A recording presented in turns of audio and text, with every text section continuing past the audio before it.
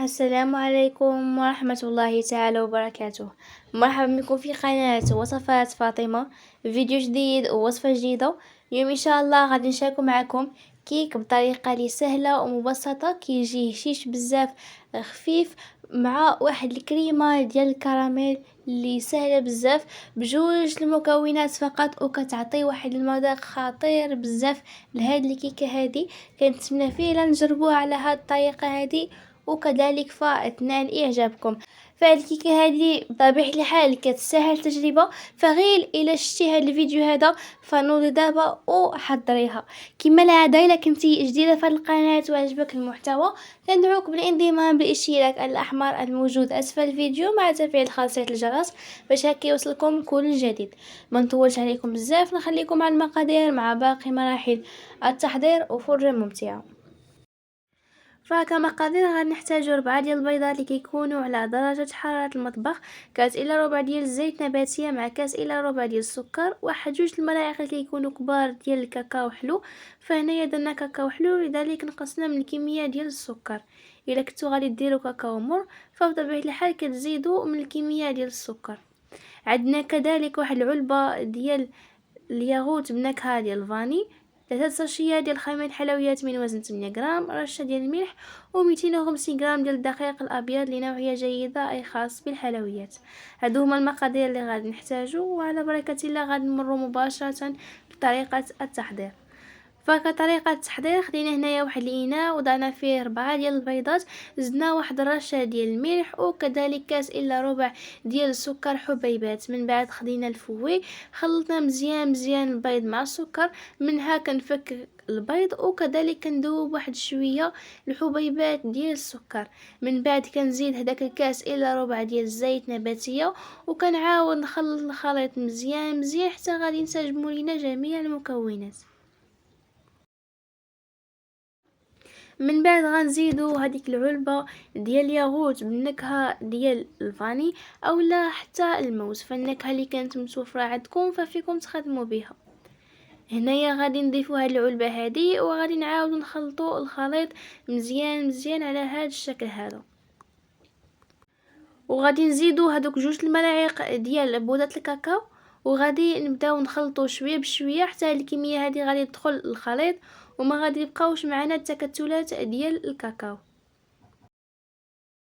من بعد ما خلطنا الخليط مزيان على هذه الطريقه كما شفتوا معايا، غادي نبداو باضافه الدقيق. كما قلت لكم عندنا 250 غرام اي 4 ديال الدقيق، فالدقيق يكون مغربل من قبل باش هكا ما يديرش معكم تكتلات في الخليط. غادي نقسموا الدقيق لدفعات، غادي نضيفوا الدفعه الاولى اولا نصف الكميه، ثم غادي نزيدوا 3 ساشيات ديال خمير الحلويات من وزن 8 غرام. ومن بعد فغادي نحاولوا ندخلوا هذه الكميه هذه ديال الدقيق مع خمير الحلويات مزيان مع الخليط هذا. كما شفتوا معايا غادي نخلطوا من الوسط شويه بشويه حتى غادي تبدا تدخل هذه الكميه هذه ديال الدقيق مع الخليط هذا، وكنلاحظوا انه ما بقاوش عندنا تكتلات ديال الدقيق. كنخلطوا مزيان الخليط.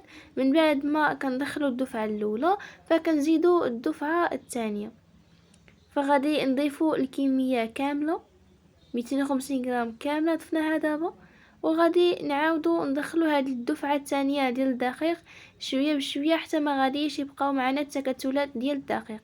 من بعد غادي نشوفوا الخليط ديالنا واش باقي خاصو الدقيق ولا لا، علاش كما كتعرفوا كاين دقيق اللي كيتشرب وكاين دقيق اللي ما كيتشربش، وكذلك على حسب الحجم ديال البيض اللي نتوما استعملتو. فبالنسبه لينا فكان هاد القوام هو هذاك، هكا ملي كتهزوا الخليط ديالكم فكيكون خيط واحد.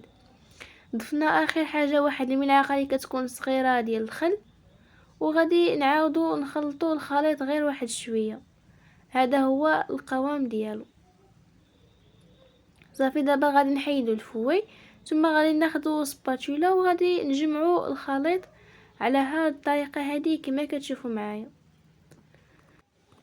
ثم غادي نقادو المول اللي غادي نخدمو به، غندهنوه مزيان بالزبده، وغادي نلبسوه بالدقيق، ثم غادي نصبو فيه الخليط ديال الكيك، وغادي نوزعوه على القاعدة ديال المول. ثم غادي ندخلوه الفرن. بالنسبه للفرن ديال الغاز فيكون من قبل سخون غير واحد 2 دقائق من قبل. نشعلو عليها من الاسفل على النار اللي كتكون متوسطه، نضعوها من الوسط حتى غادي تطيب معانا. فكانت هذه هي الكيكه من بعد ما خرجناها من الفرن. فهكا كندير واحد الكيغدون اولا واحد السكين من الوسط، كنشوفوا هكا واش طابت. فإلا خرج ناشف فصافي غادي نجبدوها من الفرن وهي باقا سخونه. فغادي ناخذ واحد الطبسيل غادي نوضعوه من الوجه ديال الكيك، ثم غادي نقلبوا المول على هاد الطريقه هذه كما كتشوفوا معايا.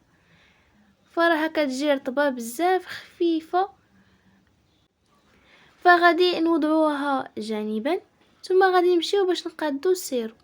هنا عندنا ملعقه ديال الكاكاو مع ملعقه ديال السكر.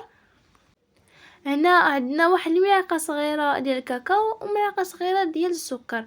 نزيدو عليهم واحد شويه ديال الماء، تقريبا واحد الكاس ديال العنبه، ونخلطوا السكر مع الكاكاو مع الماء مزيان مزيان. ثم غادي نسقيو بهم الكيك. فهنايا خدينا واحد الكيردون وغادي نبداو نثقبوا في الكيك ديالنا. فباش هكا الكيك يتشرب داك السيرو غادي ناخذ واحد البانسو، ثم غادي نبداو نضيفوا هذا السيرو هذا من الوسط وكذلك من الجوانب باش الكيك يجي رطب. وبطبيعه الحال فإذا كنتو كتعجبكم النكهه ديال القهوه ففيكم تزيدوها مع داك السيرو.